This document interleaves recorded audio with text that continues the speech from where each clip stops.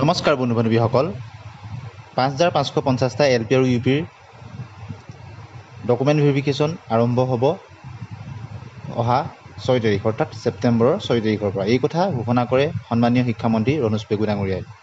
গতিকে খুব কম সময় আছে, সেইকাৰণে ফিজিকেল ডকুমেণ্ট ভেৰিফিকেশ্যনৰ কাৰণে আপোনালোক সকলোৱে সাজু হ'বৰ প্ৰয়োজন। কি ডকুমেণ্টছ ফিজিকেল ডকুমেণ্ট ভেৰিফিকেশ্যনলৈ যাওঁতে প্ৰয়োজন হ'ব, যোৱাবাৰ কেণ্ডিডেটসকলে অলপ কি ডকুমেণ্ট চাইছিল সেই সম্পৰ্কত আজি ভিডিঅ'টো আপোনালোকলৈ আগবঢ়াই দিছোঁ। আপোনালোকে কাগজ কলম লৈ প্ৰয়োজন হ'লে ডকুমেণ্টৰ লিষ্টখন লিখি যাব। বন্ধু বান্ধৱীসকল, প্ৰথমেই আপোনালোকক প্ৰয়োজন হ'ব ফিজিকেল ডকুমেণ্ট ভেৰিফিকেশ্যনৰ কাৰণে আপোনালোকৰ এপ্লিকেশ্যন ফৰ্মখনৰ এটা প্ৰিণ্ট আউট। অৰ্থাৎ আপুনি এল পিৰ ক্ষেত্ৰতে হওক বা ইউ পিৰ ক্ষেত্ৰতে হওক, আপোনালোকে যেতিয়া এপ্লাই কৰিছিলে এখন এপ্লিকেশ্যন ফৰ্ম আপোনালোকৰ হৈছিল আৰু তাৰ এটা PDF ফৰ্মেট আপোনালোকে ডাউনলোড কৰি থৈছিলে। এতিয়া তাৰ প্ৰিণ্ট কৰি ল'ব পাৰিলে আপোনালোকে কালাৰ প্ৰিণ্ট কৰি ল'ব, 3টামান কপি কৰি ল'ব। আৰু কাৰোবাৰ যদি এপ্লিকেশ্যনৰ প্ৰিণ্ট আউটটো নাই, আপোনালোকে লগ ইন কৰিলে নিশ্চয় এপ্লিকেশ্যনৰ সেই ফৰ্মখন পুনৰ ডাউনলোড কৰি লৈ তাৰ পৰা প্ৰিণ্ট কৰি ল'ব পাৰিব। আটাইতকৈ প্ৰয়োজনীয় এটা ডকুমেণ্ট। এল পিৰ ক্ষেত্ৰত হ'লে এল পিখন কৰিব, ইউ পিৰ ক্ষেত্ৰত হ'লে ইউ পিখন কৰিব। আৰু কোনোবাই দুইটাতে কৰিছে দুইখন কৰি থ'ব। আৰু যিহেতু এল পিৰ কাৰণেও সুকীয়াকৈ ভেৰিফিকেশ্যন হ'ব, ইউ পিৰ কাৰণেও হ'ব, এতিয়া আপোনাৰ দুইটাতে যদি কৰিছে দুইখনৰে আপোনাৰ প্ৰয়োজন হ'ব। প্ৰথম ইম্পৰ্টেণ্ট ডকুমেণ্ট হ'ল এপ্লিকেশ্যন ফৰ্মখনৰ প্ৰিণ্ট আউট, 3টামান কপি কৰিব। দ্বিতীয়তে প্ৰয়োজনীয় ডকুমেণ্টটো হ'ল এডুকেশ্যনেল যিখিনি আমাৰ ডকুমেণ্টছ। এডুকেশ্যন ডকুমেণ্টছৰ ভিতৰত আপোনাৰ SSLCৰ এডমিট অতি প্ৰয়োজনীয় ডকুমেণ্ট, এজ প্ৰুফৰ কাৰণেও দৰকাৰ হয়।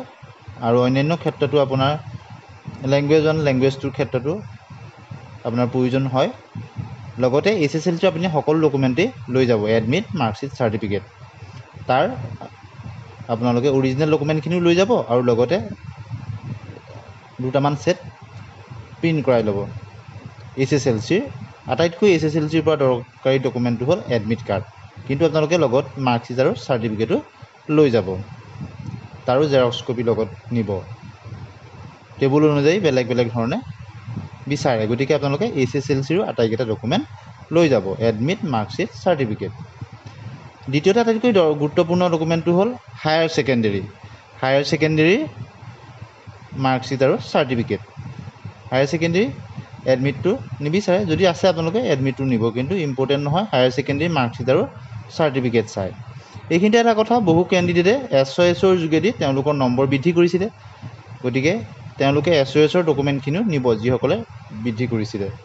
গতিকে হায়াৰ ছেকেণ্ডেৰীৰ ক্ষেত্ৰতো আপোনালোকে তাৰো 2টামান ছেট জেৰক্স কৰি নিব আৰু অৰিজিনেল সকলো ডকুমেণ্টৰে অৰিজিনেলখিনি লৈ যাব। হায়াৰ ছেকেণ্ডেৰীৰো আপোনালোকে অৰিজিনেলখিনি নিব।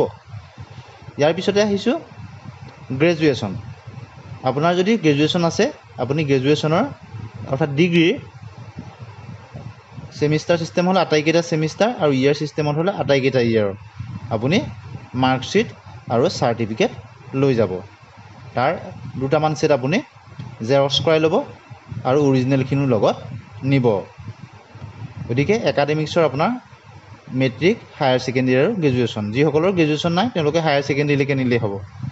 যিসকলৰ গ্ৰেজুৱেশ্যন আছে তেওঁলোকে গ্ৰেজুৱেশ্যনৰখিনিও লৈ যাব, ডিগ্ৰীৰ মাৰ্কশ্বিট আৰু চাৰ্টিফিকেট লৈ যাব। ডিপ্ল'মা ছেমিষ্টাৰ ছিষ্টেমত হ'লে আটাইকেইটা ছেমিষ্টাৰৰ নিব আৰু ইয়েৰ ছিষ্টেমত হ'লে আটাইকেইটা ইয়েৰৰ মাৰ্কশ্বিট আৰু লগতে চাৰ্টিফিকেটখন লৈ যাব।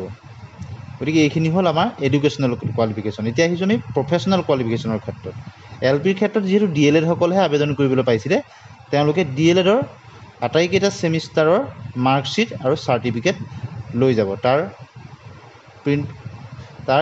জেৰক্স ছেট লৈ যাব আৰু লগতে অৰিজিনেলখিনিও লৈ যাব এল পিৰ ক্ষেত্ৰত। আৰু আপাৰ প্ৰাইমেৰীৰ ক্ষেত্ৰত DLED বা BEd যিকোনো এটা হ'লেই হয়। গতিকে DLED বা BEd আপোনাৰ যিটো প্ৰফেশ্যনেল কোৱালিফিকেশ্যন দি আপুনি এপ্লাই কৰিছিলে তাৰ আটাইকেইটা ছেমিষ্টাৰ বা যদি ইয়েৰলি ছিষ্টেমত হয় আটাইকেইটা বছৰৰ মাৰ্কশ্বিট আৰু চাৰ্টিফিকেট আপোনালোকে লগত লৈ যাব আৰু তাৰো জেৰক্স ছেট অন্ততঃ কমেও 2টা ছেট কৰি নিব। ইয়াৰ পিছতে প্ৰফেশ্যনেল কোৱালিফিকেশ্যনৰ পিছত আটাইতকৈ আপোনাৰ ইম্পৰ্টেণ্ট ডকুমেণ্টটো হ'ল কাষ্ট চাৰ্টিফিকেট। যদি আপুনি আনৰিজাৰ্ভ কেটেগৰী হয়, জেনেৰেল কাষ্টত, তেতিয়া আপোনাৰ কাষ্টৰ চাৰ্টিফিকেট নাথাকে। কিন্তু যদি ৰিজাৰ্ভ কেটেগৰী হয়, যেনেকৈ OBC, MOBC, SC, ST plains, ST hills, এনেকুৱা ধৰণৰ যদি ৰিজাৰ্ভ কেটেগৰীত আপুনি হয়, আপুনি তেতিয়া কাষ্ট চাৰ্টিফিকেটখন লৈ যাব। কাষ্টৰ চাৰ্টিফিকেটখন আপুনি তাৰ জেৰক্স কপি নিব আৰু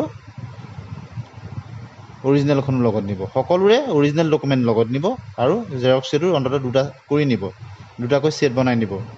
আৰু বহুতেই কাষ্ট চাৰ্টিফিকেটৰ ক্ষেত্ৰত ডিজিটেল কাষ্ট চাৰ্টিফিকেটো উলিয়াই থৈছে। গতিকে আপুনি যিখন দি এপ্লাই কৰিছিলে সেইখন নিব। যদি 2টা কপি আছে, 2টাই লৈ যাব আপুনি কাষ্ট চাৰ্টিফিকেটৰ। সেইটো ক্ষেত্ৰত কোনো পুৰণাখনো হ'ব। যদি কোনোবাই ডিজিটেলখন উলিয়াই থৈছে, ডিজিটেলখনো লগত লৈ যাব।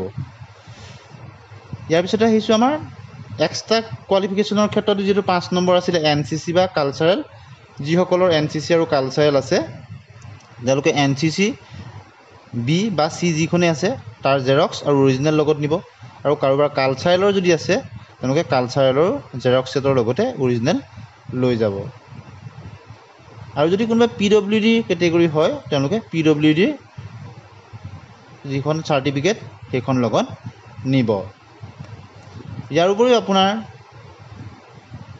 আইডেণ্টিটি প্ৰুফৰ কাৰণে আধাৰ কাৰ্ড বা ভোটাৰ ID আপোনালোকে লগত লৈ যাব, বা পান কাৰ্ড, যিকোনো এটা আইডেণ্টিটি প্ৰুফ লৈ যাব। ইয়াৰ উপৰিও passport size, recent passport size photograph আপোনালোকে 5 কপিমান লগত লৈ যাব। আৰু কিবা যদি আপোনাৰ ডকুমেণ্টছ ভুল আছে, তেতিয়া আপুনি ডকুমেণ্টছ ভুল থাকিলে এফিডেভিট কৰাই থ'ব। নিশ্চয় কৰাই থৈছে, তাৰ কাৰণে আপুনি এফিডেভিট লৈ যাব।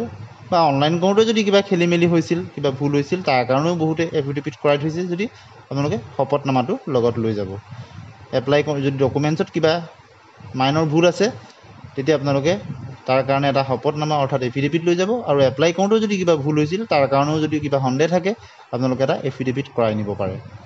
ইয়াৰ উপৰি স্মল ফেমিলি নৰ্মছ, যিখন অত্যন্ত গুৰুত্বপূৰ্ণ, তাৰো এটা এফিডেভিট আপোনালোকে কৰাই নিব। আৰু এই সম্পৰ্কত শেহতীয়া ডকুমেণ্ট ভেৰিফিকেশ্যনৰ যেতিয়া অফিচিয়েলি ন'টিফিকেশ্যন ওলাব, ইয়াৰ লগত যদি কিছু বেলেগো নিবলগীয়া হয়, সেই ক্ষেত্ৰত আমি আপোনালোকক পৰৱৰ্তী সময়ত জনাম। যোৱা বছৰৰ ভিত্তিত আপোনালোকক এইখিনি কথা আগবঢ়াই দিলোঁ। আপোনালোক কিছু পৰিমাণে সাজু হৈ থাকিব পাৰিব। গতিকে আপোনালোকলৈ গুৰুত্বপূৰ্ণ বুলি ভাবি এইখিনি তথ্য আগবঢ়াই দিলোঁ। আৰু ইয়াত যদি নতুন DW ফালৰ পৰা অফিচিয়েল ন'টিফিকেশ্যনত যদি ইয়াতকৈ আৰু কিবা নতুন তথ্য সংযোজন হয়, আপোনালোকক পৰৱৰ্তী সময়ত জনাবলৈ চেষ্টা কৰিম। যিহেতু আপোনালোকে নিশ্চয় গম পাইছে, শিক্ষামন্ত্ৰী মহোদয়ে আজি ঘোষণা কৰিছে যে 6 ছেপ্টেম্বৰৰ পৰা ফিজিকেল ডকুমেণ্ট ভেৰিফিকেশ্যন হ'ব। গতিকে আপোনালোকলৈ গুৰুত্বপূৰ্ণ বুলি ভাবি যোৱা বছৰৰ কিখিনি ডকুমেণ্ট চাইছিল বা আগৰ ভেৰিফিকেশ্যনত কিখিনি চাইছিল, তাৰ ভিত্তিত আপোনালোকৰ সহায় হোৱাকৈ এইখিনি তথ্য আগবঢ়াই দিলোঁ। আপোনালোকে আপোনালোকৰ মতামত কমেণ্ট ছেকশ্যনত জনাবলৈ নাপাহৰিব। আৰু প্ৰথমবাৰ কাৰণে যদি চাইছে, চেনেলটো ছাবস্ক্ৰাইব কৰি দিব এনেধৰণৰ শিক্ষামূলক আৰু শেহতীয়া বা বাতৰি পাবৰ কাৰণে। আৰু লগালগ আমি ইনফৰ্মেশ্যনটো পোৱাৰ লগে লগে আপোনালোকক অথেণ্টিক ইনফৰ্মেশ্যন পোৱাৰ লগে লগে জনাবলৈ চেষ্টা কৰোঁ যে আমাৰ চেনেলৰ লগত কানেক্ট হৈ থাকিব। আজিলৈ আহোঁ, ধন্যবাদ।